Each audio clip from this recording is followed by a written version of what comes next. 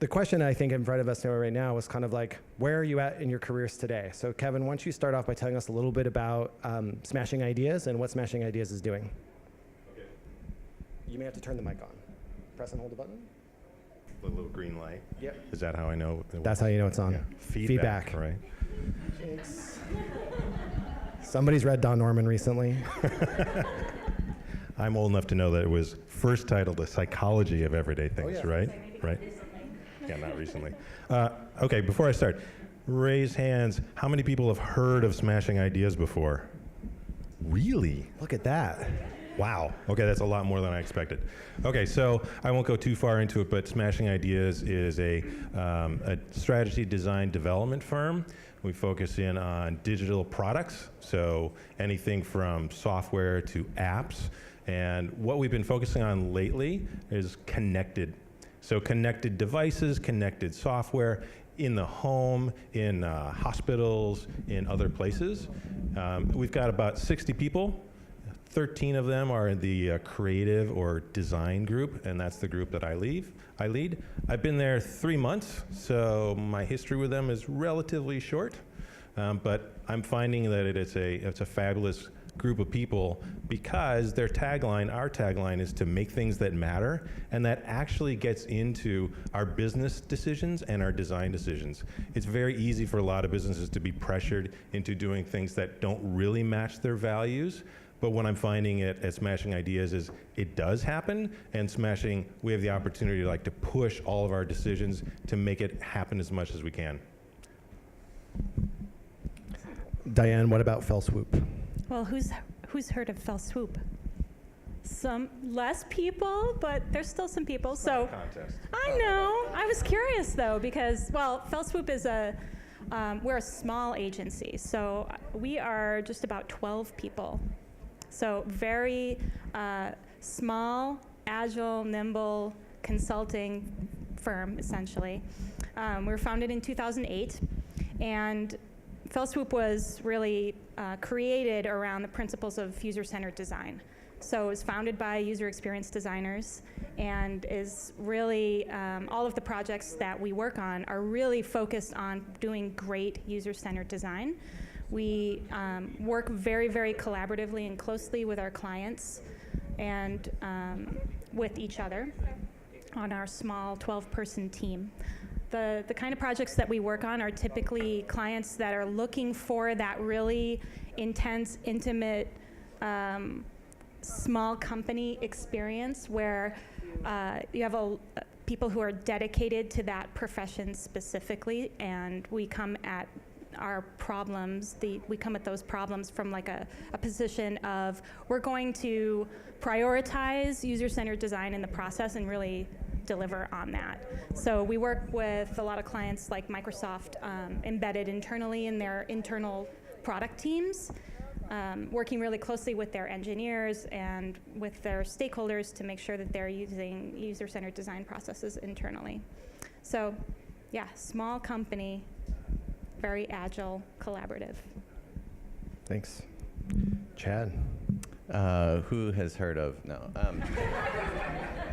So I work at Amazon, but I don't work on the retail website. So Amazon.com is an online shopping website.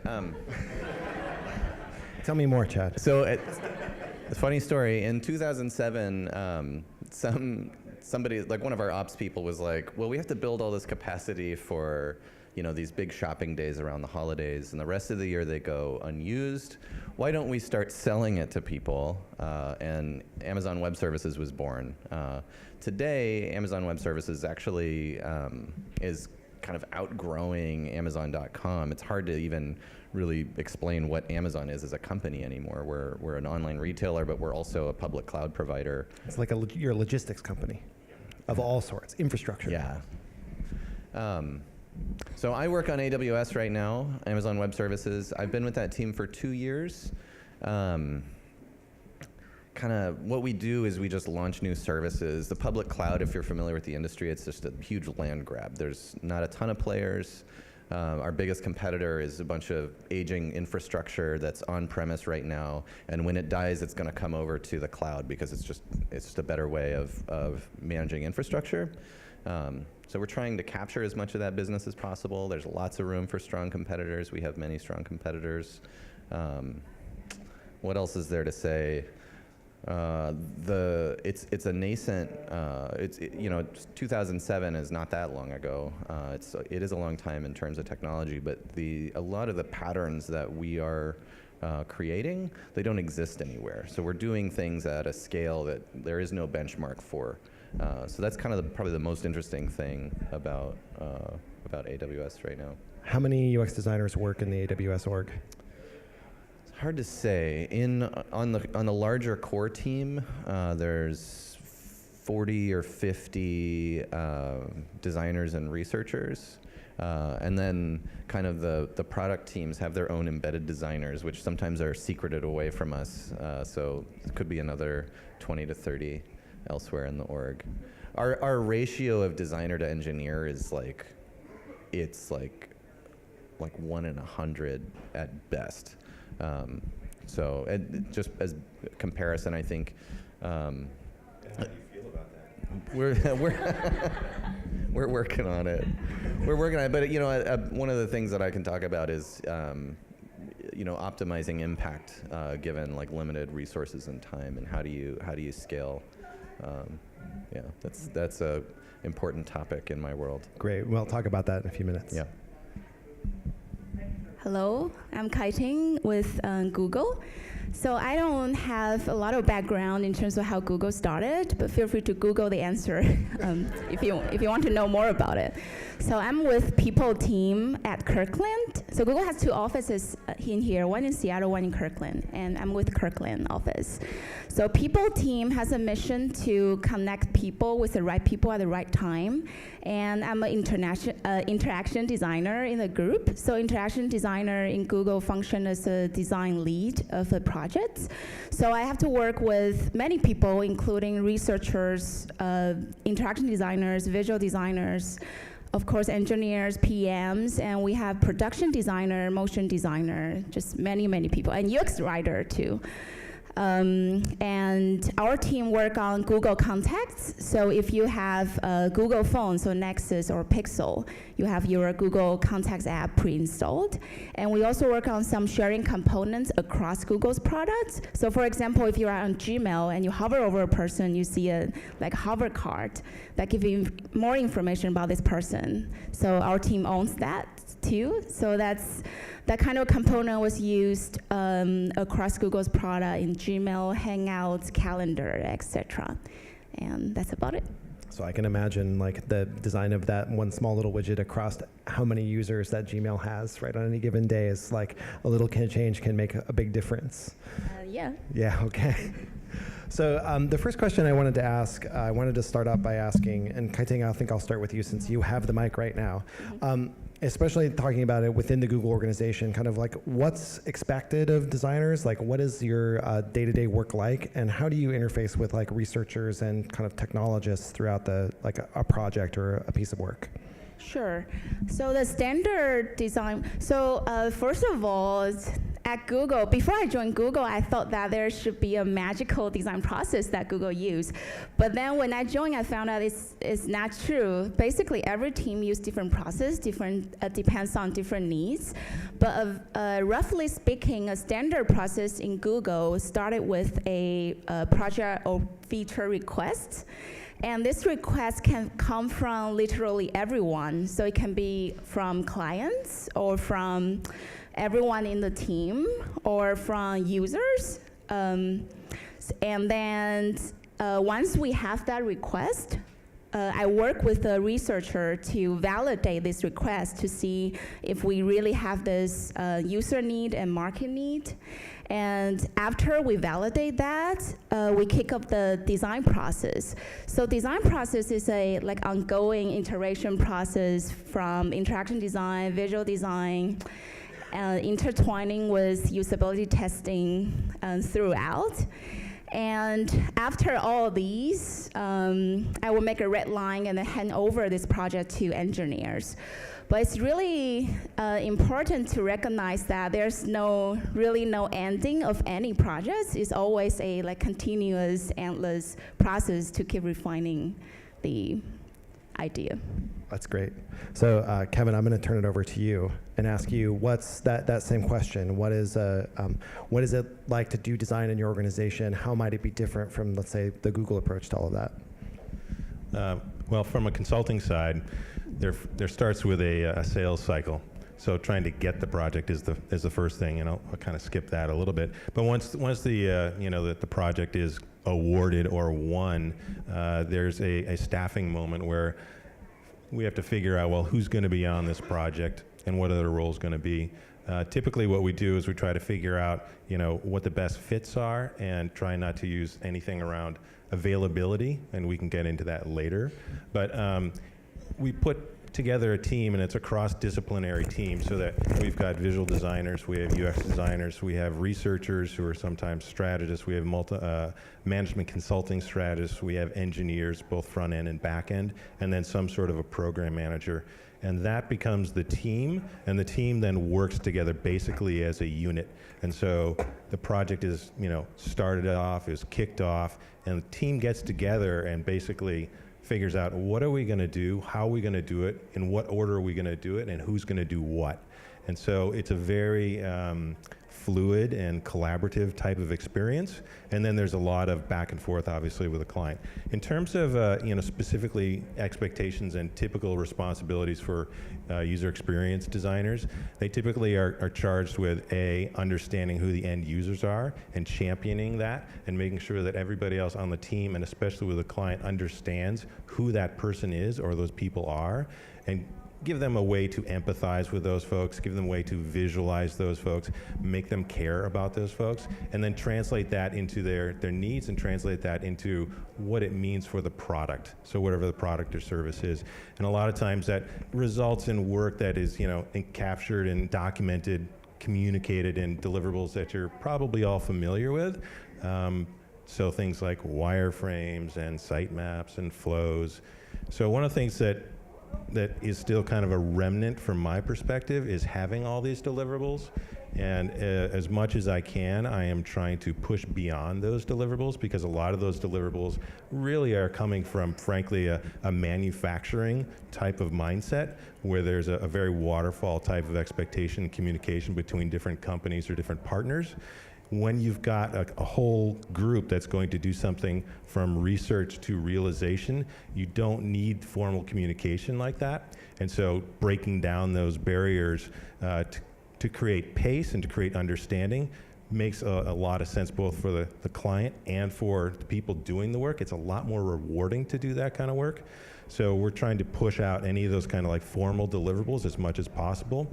One thing that we keep running into is that the companies that we work with a lot of times are very large companies. They've got procurement groups. The procurement groups almost always have a sense of, we need to measure progress through milestones or deliverables, so they are expecting something to show progress. And so to date, using deliverables as a milestone of progress is kind of like the mental model. And trying to move away from that and move into something like, well, actually, we're going to deliver something to you that is of value, rather than just something so you can mark off, yes, this was done. Outside of that, the people who are on the team are dedicated to that project, and they don't work on multiple projects simultaneously. They do that project for typically 2 or 3 months. Some of our projects go much longer. But that's the nut of it. Great. There was something that you mentioned that I want to hook on to, and I'm going to pivot this over to Diane here, which is, you mentioned something about collaboration. And I know, from our own design process and the way we teach design, throughout all of the various design organizations at UW, collaboration is super important. But I know, Dan, at VelSwoop, the intersection of research and kind of interaction design and all of the other components are very tightly interleaved, especially for a company of only 12 people. So what do you think, especially when you hire designers, when you bring people into the team, especially one as small as yours, what's the intersection between design and research look like? And what do you think is the best kind of collaboration you could see from someone in either of those roles? Well, it's interesting because with only 12 people, I actually look for designers that are also researchers.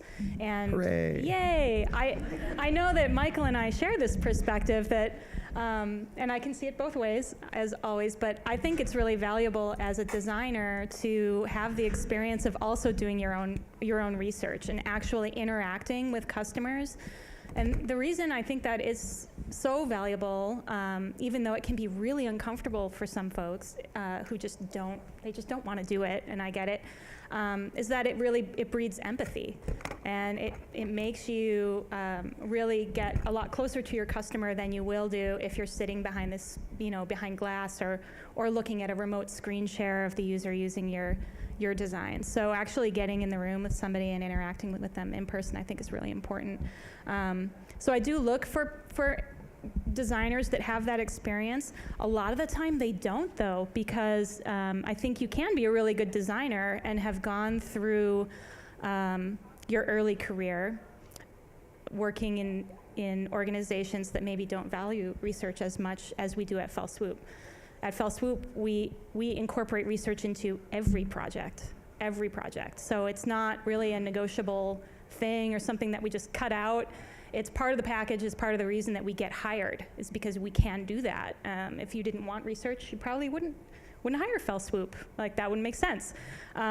So often we'll hire designers, and then I train them how to do research the Fell Swoop way, like the way that we do that. So I think it's important as you're looking around and you're kind of thinking about where you want to be and what kind of organization you want to be in, just recognize that I think in some organizations it's a pretty hard sell to get people to invest in research and really understand what research is all about and why it's important.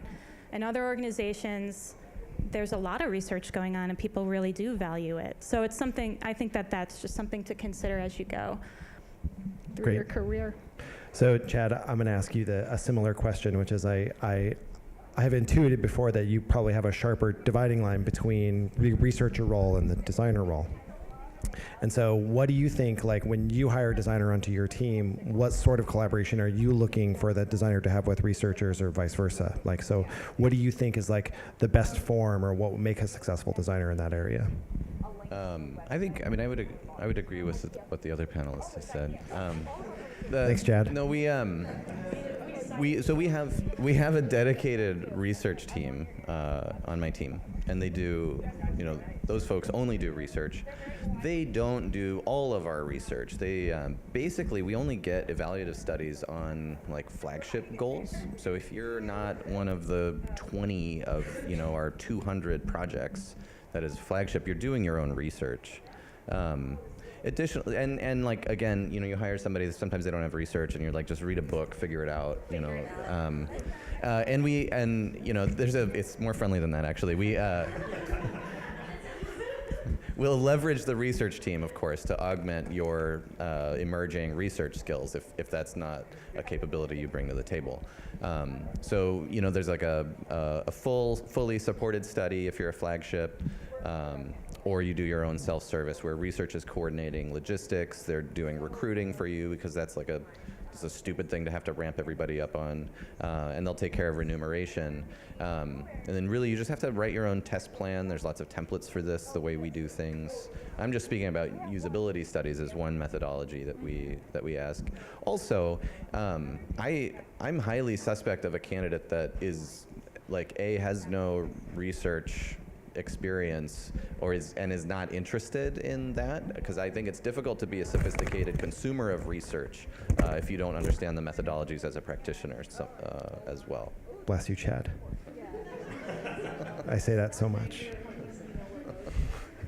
Okay, so and then finally, Kai-Ting, I wanted to ask you a little bit. So you're fairly new in your role at Google, right? 6 months, 8 months? 9 months. 9 months, okay. So for you, what was it like adapting, coming from MHCID, which has a very strong research component, to being an interaction designer at Google? What does it look like for you to interleave with the research organization at Google and on your team? Like, what's that like? I would say, so like I just mentioned, interaction designer function as a design lead of any projects. So you basically have to have an an overview of what resource you should have to complete every step in this project. And research is one component of it. So, and there's many different methodology of doing research, depends on what stage your project is at. So at the beginning, if it's validating research, then I work with researchers. Maybe we'll interview with users. But of course, the researchers are the one who execute the research. But I will work with them to come up with the plan to ask the right question to get the right data we want. And for usability testing, that kind of later stage research, Google has a centralized research team who can do that for us.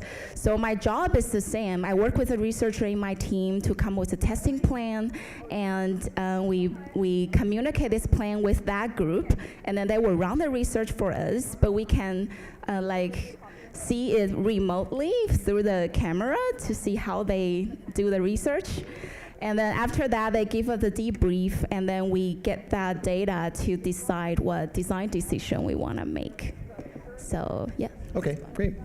So I want to move on a little bit. I mean, it's great to hear a little bit about all of your organizations and kind of how you approach the process and how you integrate with all the different roles. But I'm particularly interested in the kind of the designer-manager relationship. Because that's one of the things that I think you don't get taught in school is kind of how you interface with mentors and managers and how you navigate organizational politics or people or those kind of components. So I wanted to have a little conversation about that. So Jen, I'm going to start with you again. I promise I won't go in sequential order back and forth, but I'm curious, since you're a manager at a very large organization. What's it like for you to have one-on-ones with your employees, and how do you think a conversation like that is normally meant to go? What do you talk about, and what is it that you're trying to get out of those conversations? So I think there's the one-on-one is part of a conversation that you have kind of ongoing with your employee or your manager. I think of it as a continuum, right? There's many touch points throughout the week. I try to keep weekly one-on-ones. The one-on-one is just a reserved space in a private setting where we have a safe place to disclose sensitive things. Most of the time, the vast majority of the time, that's not needed. But I think it's important to just kind of book that and have it and keep it so that people feel comfortable if there is something that they want to talk to you about in a private setting, or if you have something you need to discuss with your manager in a private setting, you can just count on having that. There's a sort of security in just knowing that exists if that should happen. But then as sort of a policy, I tell my employees to just come and interrupt me pretty much any time. There's sort of just a culture of escalation. If I have headphones on, try IMing me first.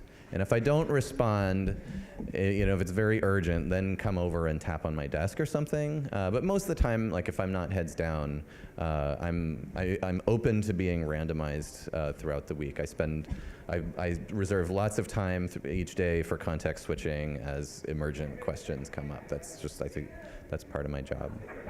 So I'm going to come back to Kai-Ting again, which is, so for you, right, Chad's saying I have some availability or some signals about when we talk, but what's it like for you to have a conversation with your manager, and what is it that you normally are talking about? What do you bring to them, and topics do you discuss? So at Google so far, I have 2 managers, and I think sometimes it depends on the manager's managing style, and also the dynamic between me and that person. So my first manager, she always prepared the topic to talk about during the one-on-one. So maybe she want to ask me some questions or check in how I'm doing, or we discuss something about the projects, etc.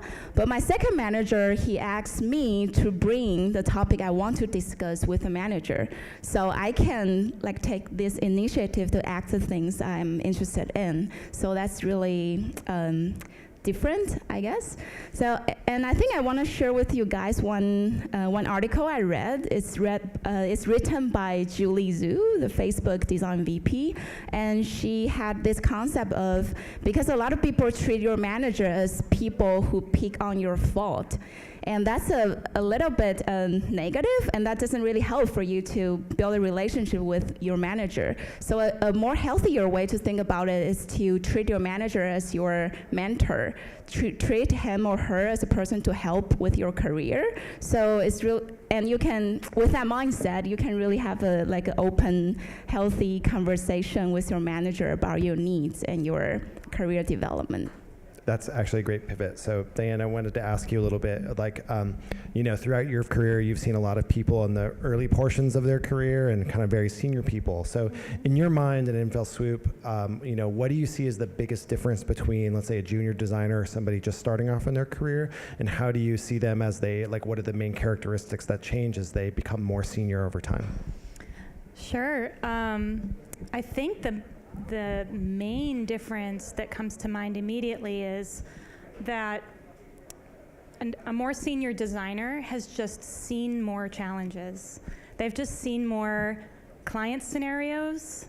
They've seen more business scenarios. They've had to solve a wider variety of problems, and they've had to design things for a wider variety of user types.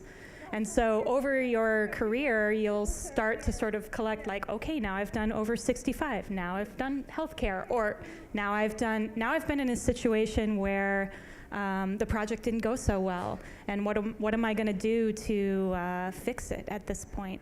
So I think that really is, when I think about what is experience, it's about having encountered more and more scenarios, more problems, more challenges, and having learned from those experiences new ways of doing things. So a less experienced designer, you can still be a great designer, but you just haven't seen that variety of situations and scenarios, or had the benefit of that experience of having kind of had your trial by fire of going through those things and figuring out how to move forward from them. So that's what I That's think. great. Yeah. So, Kevin, and a similar question to you, though, which is, not only the differences between junior and senior designers, but let's say someone is right on the edge, right? They're seeking a promotion. What are the sort of things that you've found that are successful in helping people kind of grow and build their career, accept more responsibility? Like, how does somebody advocate for themselves in an organization? What are a few strategies that might have? Okay, so there's a lot in that question. There is.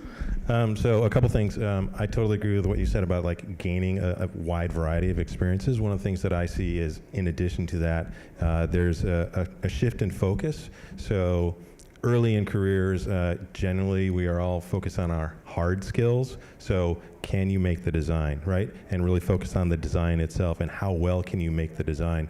As you go into your career and have a big variety, you find that your opportunity to improve your ability in making the design better gets less and less and less. So it's a diminishing return. And so one of the things that really distinguishes somebody from getting to that point of being a mastery level is developing other things, and especially soft skills. And this is something that, in terms of promotions, I really look towards. How does this person work with other people? How do they handle themselves in difficult situations? How do they inspire other people? How do they take feedback and use that? How do they represent the company in front of the client? How do they help the client see something that they couldn't see before? How do they articulate, defend, justify, change minds?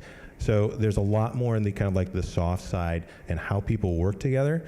One of the things that I see, especially in the director track, is as you go further in your career, you start to see that you are not really just designing the product, or the product that is the focus of the project. You start getting into designing what's the experience like for the project team, what's the experience like for the client.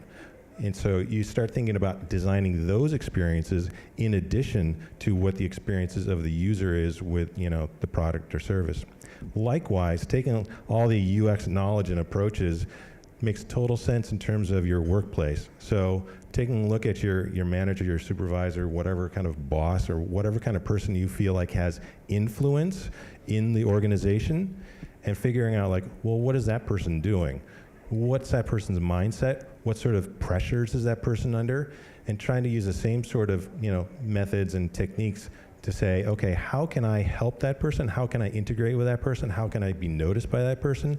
So the sense of like UX is not just for products and service design, it's for experience design, and that includes within the workplace. It's something that I've found to be, effective over and over and again. Okay, Jen, I'm going to ask you one question, then I'm going to open it up to the floor for a few questions. I'm curious, especially because you've recently made the transition from designer to manager. What was that process like in your head? How did you decide to make that move, and how do you find the job being different now as a result? Yeah, it was 2 years ago actually that I. Well, there you go. That's not so recent. Went full manager. How did it happen? I think I started in a group where I was the only designer, and I was like, "There's too much work here. We need another designer." And my boss was like, "I don't want to manage another designer." I was like, "Fine, I'll manage him." And that's how I got my first report. And then somebody convinced me to get an intern, and then I had 2 people. I don't remember. Somehow, at some point, I had 3 people reporting to me, and then basically at Amazon a switch flips, and you have access to like the manager wiki and like all these like the secret information, and that's like, okay, you're a manager now. And then I was like recruited to AWS to be a manager on that team. And that was more just like an opportunity to change. I'd been in the retail side of things for 2.5 years. Timing-wise, it made sense to move. So I thought I'd give it a try. And I actually had we had coffee. I was like, "Kevin, I'm thinking about going to be a manager. Can you go back if you don't like it?" And you were like, "Sure, you're still a designer. You're just designing people's careers," is what you said. I was like, "Whatever, fine." Anyway, so I feel like I'm only just now getting it. So Amazon is a place where there's many, many resources if you're a manager. There's like training, and I went to all the training. I learned a ton from it. But I'm at the point now where I've collected enough actual experience, and I've encountered enough of these situations where I've synthesized a lot of that into actual management. So I feel like I'm actually 2 years in. I'm finally getting my footing, and I have some like opinions about like how to lead a team. So let me turn that around a little bit, which is, what do you think for those people in the audience who might be considering like a career track that leads them into management? What do you think is the best skill for them to kind of work on and think about as they are starting their career? Well, I think you got to be really, really good as an IC first. Part of being a design leader is like being individual contributor. Sorry, yeah. Part of if you want people to follow you, you have to be able to add something to their process. So you have to have really sharp skills. And at this point, I don't do enough design to stay sharp. But what I've gotten good at now is critique. So that still applies, and so I can still be like a leader in terms of design, not just a people manager.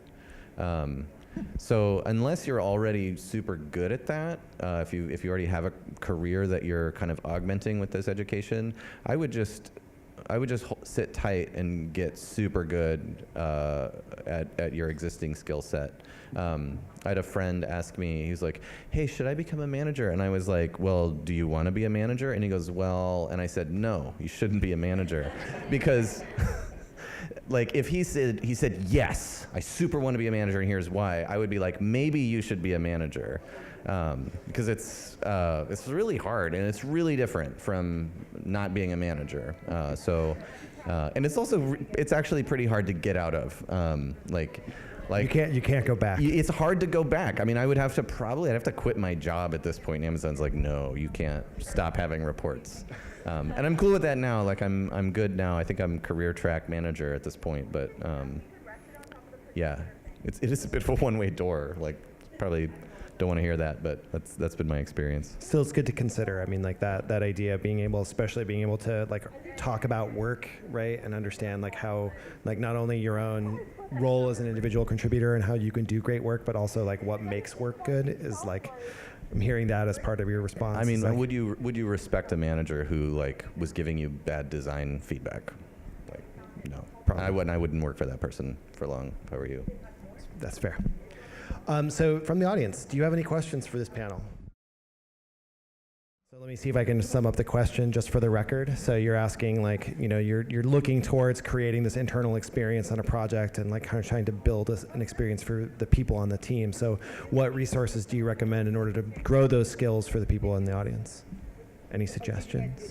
I mean, I think Kai-Ting talked about like very briefly that article from the Facebook VP, but just because no one else is going to take this.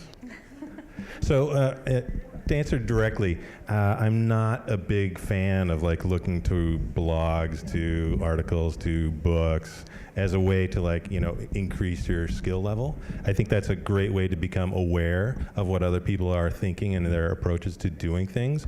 But the key is to do it. There's no real substitute for doing it. And so then, you know, the outcome of that is how do you find and how do you generate opportunities for you to do more work? And that can be in any number of ways. Like within your job, sure. And can you like do more projects within your job?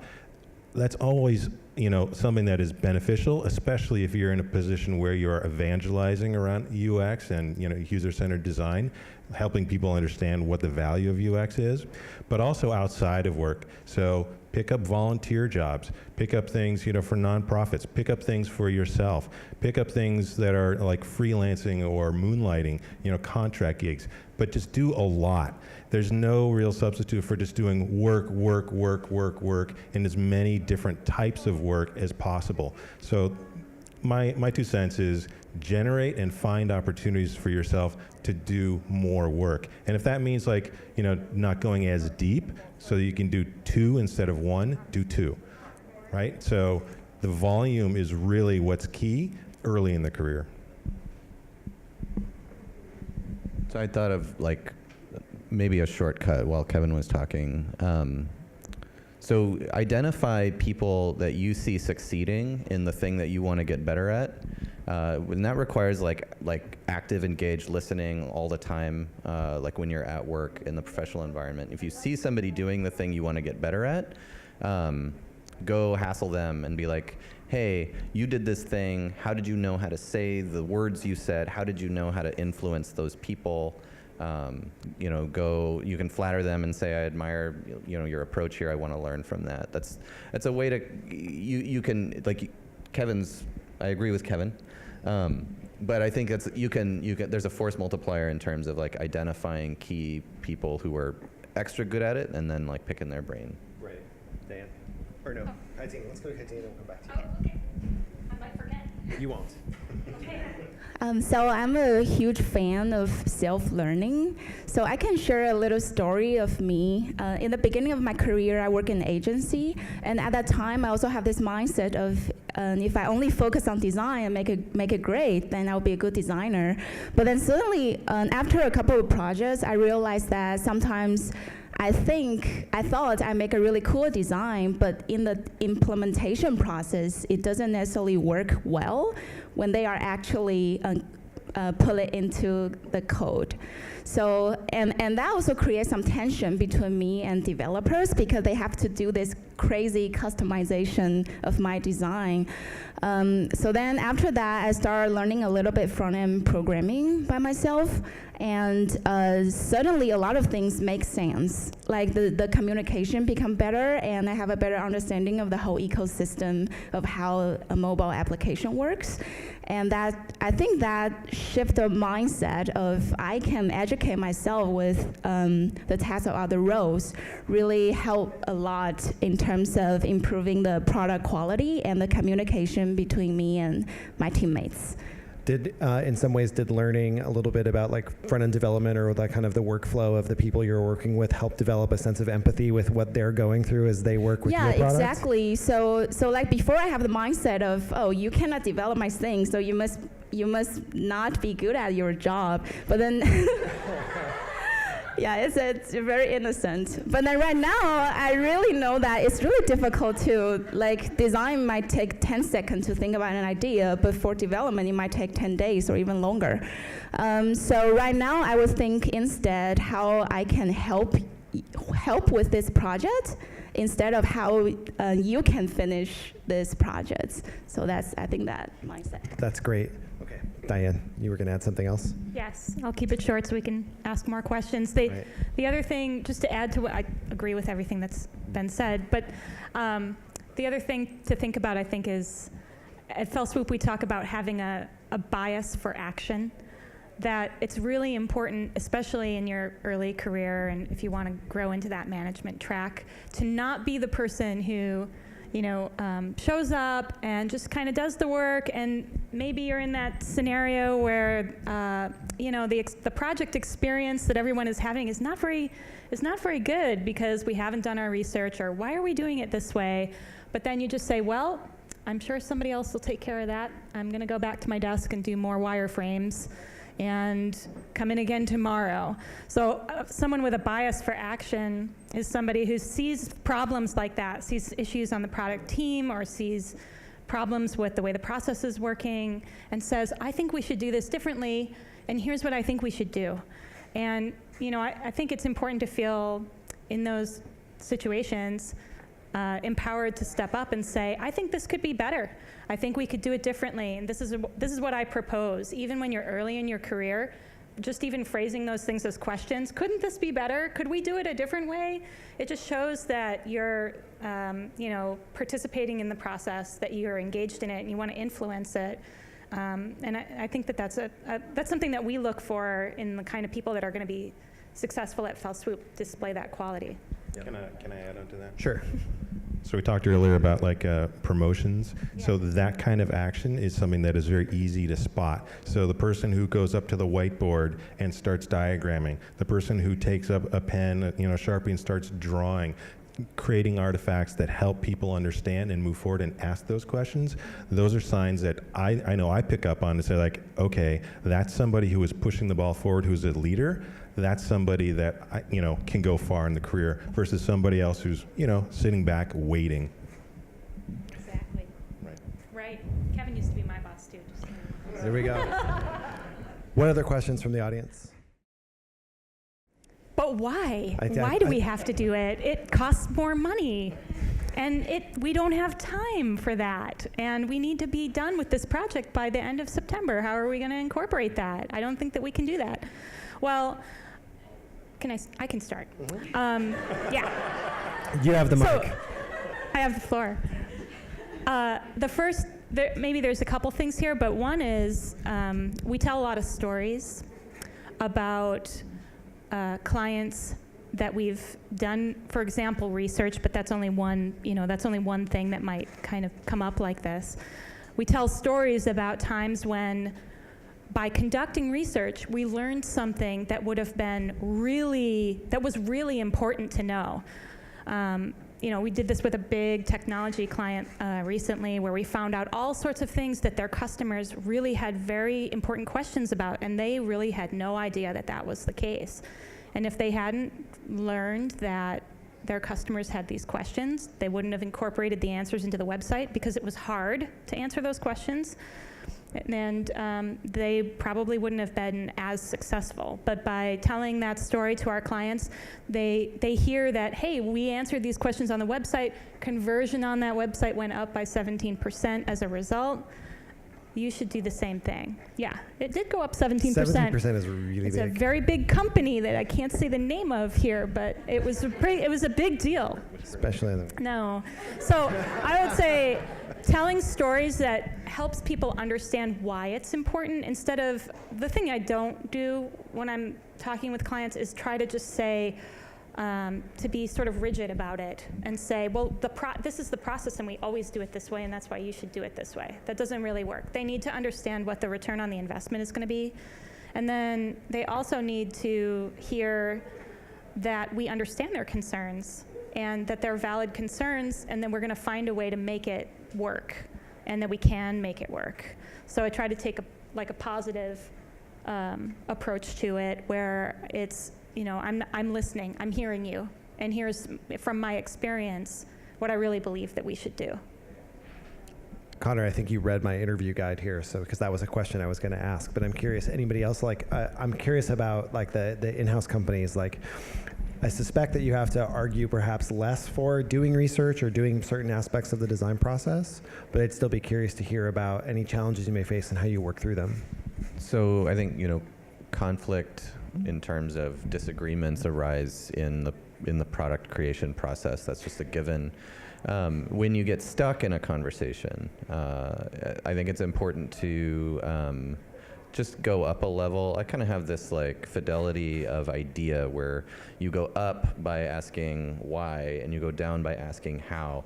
And if we start to disagree on a solution, I start asking why until we get to a high enough level and you go up too high and it's like, well, because we need food and shelter and that's too high. You need to feel emotionally satisfied. But you get to a point where it's like, we're doing this because we need people to create this resource before they start their first flow. And if we don't do that, they will go into the flow and they'll fail. And do we all agree on that? And we're like, yeah, okay, how? And then you just kind of start rebuilding the conversation that way. And if you get stuck again, go back up, realign, try to go down. And at some point, you just have to sometimes you're the one that has to disagree and just commit wholeheartedly to the thing that you think is wrong. At some point, you're just and this is a thing that we say a lot is I disagree with this approach, but I'm willing to stop arguing about it. I'm just, I've said everything I need to say. Hopefully it's the other person that does that, but. Yeah, good thing. Yeah, so at Google, I personally don't need to advocate for UX process because it's already expected in the company standard process. But there are times when, so I'm building sharing components across Google's products. So Gmail, Hangout, Calendar, they are my clients. So the clients might not agree with what we are designing for everyone because every client have different requirements and needs. So what a technique I find useful is to involve the clients in our design process. So if you are not satisfied with the design, what would you think that can be better? And then they will have a couple ideas, and then I make the wireframes or mocks for that. And once I have all the variations, I found it more difficult for them to disagreeing with their idea because that's their idea. So that's one thing I learned to navigate this process. Fabulous. So I have one last question. I know, so Marina, let's go ahead with your question, then I'll ask my final one. At Google, after a year, you join the company, we have this internal job opening board. So you can just apply as you apply to any opening position. And once the hiring manager want to accept you, then you can move around. So it's pretty flexible. And it's pretty common for Google designers to move around after a couple of years in the same team. So when I joined Amazon, you had to be in your role for a year to transfer, and there were exceptions. If everybody agreed it was the right thing, you could get approval. Now it's 30 days.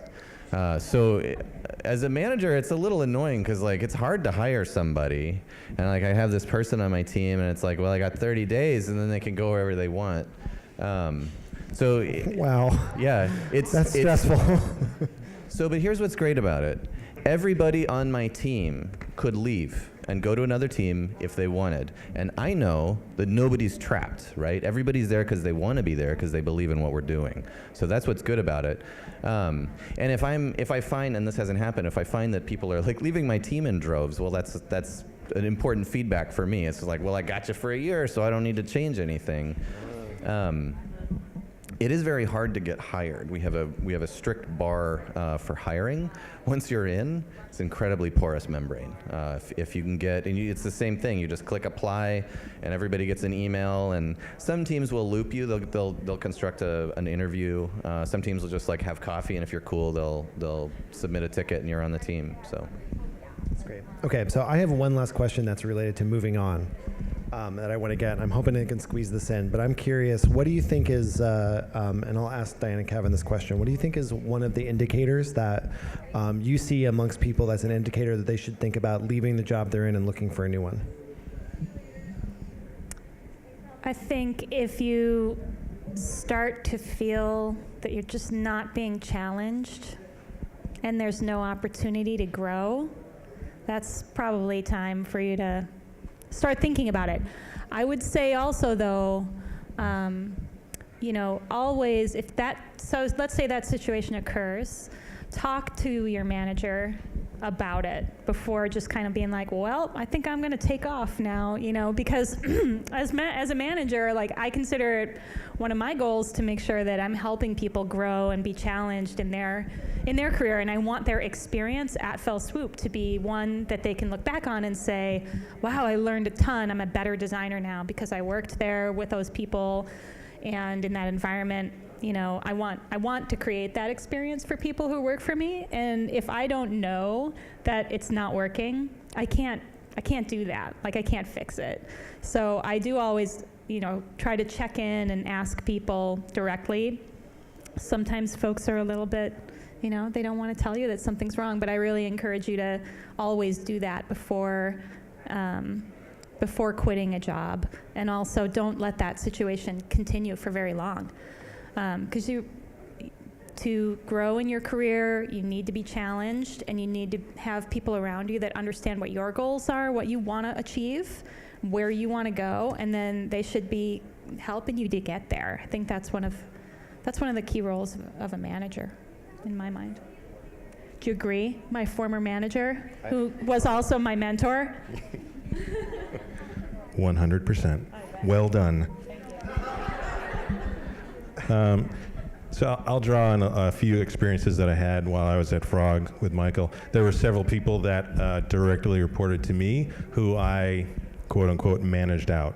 And so I'm not supposed to talk about this because as organizations, generally organizations want managers to be agents of the organization and to extract and optimize the value out of each contributor. My position is kind of different from that. And so I totally believe that the manager, the supervisor, should be looking at ways to figure out how to best position each individual to grow. And I think we're totally spot on. Like the growth, the challenge, if you're not seeing growth, you're not seeing challenge. Those are indicators that it's time to move on. And that the manager should be creating those opportunities, looking for those opportunities. And when the manager is starting to see, okay, this is what Frog has to offer.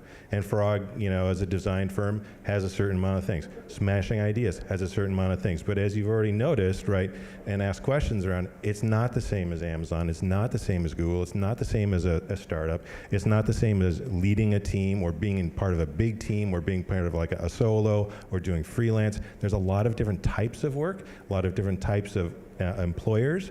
There's a lot of different places to go, and I think that if you're starting to lose that challenge, you should be looking out. So what I'm kind of saying is, if your manager is like that and is looking ahead and saying, where are you going to go next, and starts to see, hey, guess what, it's time to leave, that's great. If your manager is not that person, find that person. Find that person, whether it's someone within the company, somebody outside of the company, somebody who is more senior, has been around the block a few more times, and so you can just like bounce off them, like, okay, this is what I'm doing, this is what I'm feeling, and have them ask the question, like, is it time for me to move? And when it is time for you to move, don't hesitate, go. The other thing that came up to me, as I was driving in on this. It's great if you can organize and choreograph the time that you go so that you leave on a high note. So that if you're like, everybody around you just thinks the world of you, and they're like, oh my gosh, this person is growing so much, and look at all the work they're doing, and that's the time you say like, bye. Because what happens there is that, peak end rule, everybody who you just worked with is going to remember how awesome it was working with you. And having that network, the network is what's going to open up opportunities for you in the future. That's right. Yep. All right, and that's all we have the time. Please join me in thanking the panel for their time. On behalf of everybody in the Dub community, we're very grateful for you taking the time to come out and talk to us today, and hopefully you can stick around and chat with a few students, but if not, thanks so much for your time.